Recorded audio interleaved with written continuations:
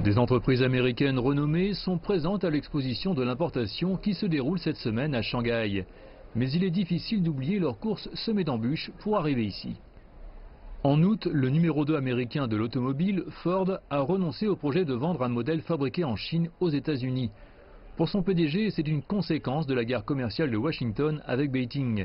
Il explique que les droits de douane coûtent à la compagnie 1 milliard de dollars.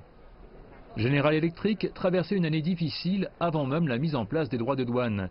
L'entreprise estime que les taxes lui coûteraient entre 300 et 400 millions de dollars. Whirlpool annonce qu'elle dépensera environ le même montant en coûts supplémentaires d'approvisionnement en métaux, soit le total de ses profits de l'année dernière. Caterpillar, fabricant de machines en majorité pour la construction et l'exploitation minière, endure également la hausse de ses coûts de matériaux. C'est en fait un double coup dur pour la société. Le PDG de Honeywell déclare aussi que les droits de douane rongent les marges. Mais en Chine, l'entreprise s'attend à une croissance. En dehors des États-Unis, la Chine est le seul pays où nous avons un groupe d'affaires d'entreprises connectés sur le terrain. La plus grande partie du marché est ici. La recherche et le développement sont ici. Nous nous occupons du marché local et de la technologie sur le terrain.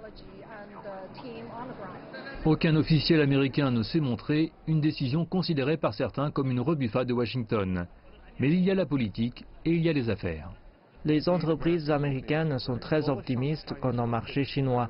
Nous espérons augmenter notre présence ici, y faire plus d'affaires, y exporter davantage, y investir davantage.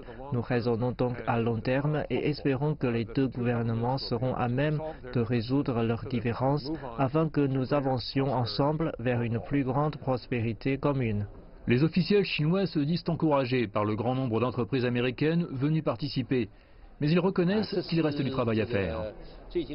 Nous avons convenu au cours de la dernière réunion du bureau politique que nous avons besoin d'un investissement étranger stable.